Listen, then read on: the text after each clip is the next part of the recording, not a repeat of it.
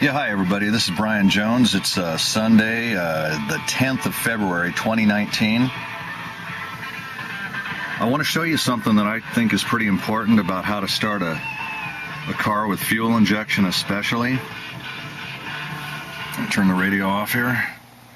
So, what it is with fuel injection, it's all computer controlled and everything. You don't have options you have with a carburetor. I won't go into all that right now, but since most cars have been fuel injected for 30 plus years, I want to show you something. Well, what happens when you go to start a car normally, right? In this case, this is a 1998 Hyundai Accent.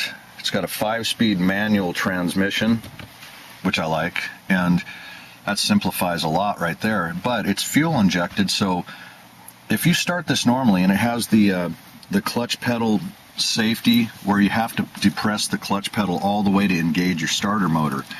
But what people would normally do, of course, is put the car in neutral and push the clutch pedal in all the way. And I'm going to do it normally, which makes me cringe, and I'll tell you why in just a second here.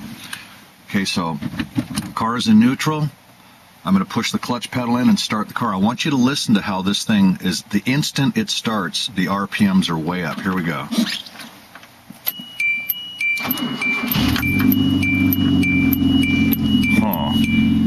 Well, not so much that time. A lot of times, I don't know, it's really cold right now, but a lot of times the RPM's like double of that, and you don't have any control over it unless you do what I do, which is this. I take this thing right here, put it in 5th gear. This is how I start the car every time. So I've got the clutch pedal pressed in. Listen to how when I start the car, as soon as it engages, I let the clutch pedal up partially to use the drag of the car through the clutch system as a brake on the engine, so I keep the RPMs down. And like I said, normally when this car starts, it's like over 2,000 RPMs instantaneously. That right there seemed a little bit slower than normal. And so listen to what I'm doing. As I said, as soon as this thing starts, I let the clutch pedal out enough that I'm engaging the weight of the car against the engine, which holds the RPMs down. Listen to this.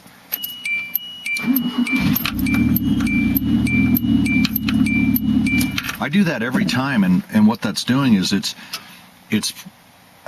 eliminating the instantaneous, right when the car starts up, before the oil system is pressurized on the crankshaft on up, but mainly the crankshaft.